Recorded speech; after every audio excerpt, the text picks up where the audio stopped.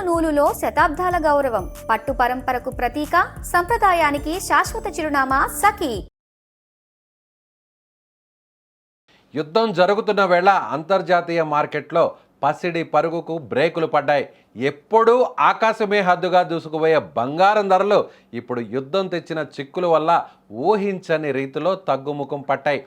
ప్రత్యేకించి బంగారానికి పెట్టింది పేరుగా నిలిచే దుబాయ్లో ఇప్పుడు పసిడిపై భారీ రాయితీలు నడుస్తున్నాయి. యుద్ధం కారణంగా రవాణా వ్యవస్థలు స్తంభించిపోవడంతో నిల్వలు పేరుకోపోయి వ్యాపారులు రేట్లు తగ్గించి మరీ అమ్ముకోవాల్సిన పరిస్థితి ఏర్పడింది.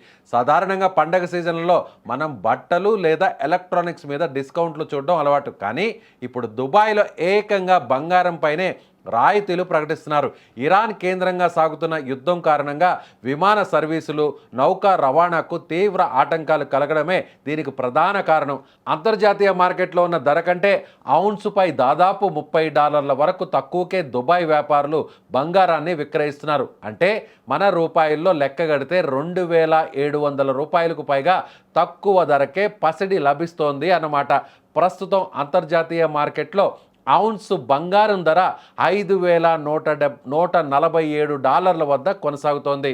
ఇరాన్ మీద ఇజ్రాయెల్ అండ్ అమెరికా జరుపుతున్న దాడుల ప్రభావం గల్ఫ్ దేశాలన్నిటిపై పడింది. దుబాయ్ అనేది ప్రపంచవ్యాప్తంగా గోల్డ్ ట్రేడింగ్కు అతి పెద్ద హబ్.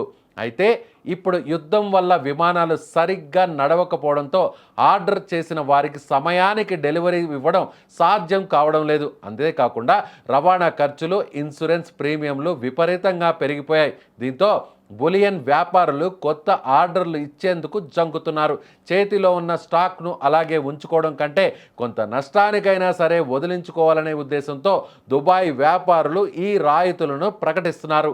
సాధారణంగా బంగారాన్ని ప్రయాణికుల విమానాల్లోని కార్గో విభాగంలో తరలిస్తుంటారు. ప్రస్తుతం యుఏఈ గగనతలంపై ఆంక్షలు ఉండడంతో విమానాల రాకపోకలకు బ్రేకులు పడ్డాయి.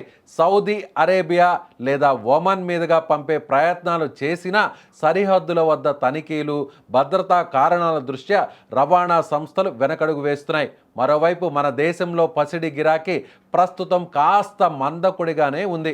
జనవరిలో దిగుమతులు ఎక్కువగా జరగడంతో దేశీయంగా తగినన్ని నిల్వలు కూడా ఉన్నాయి. కాబట్టి దుబాయ్ నుంచి డెలివరీలు ఆలస్యమైన మనకు ప్రస్తుతానికి పెద్దగా ఇబ్బంది లేదని నిపుణులు అంచనా వేస్తున్నారు. అయితే యుద్ధం సుదీర్ఘకాలం కొనసాగితే మాత్రం సరఫరా గొలుసు దెబ్బతిని ధరల్లో మళ్ళీ మార్పులు వచ్చే అవకాశం ఉంది.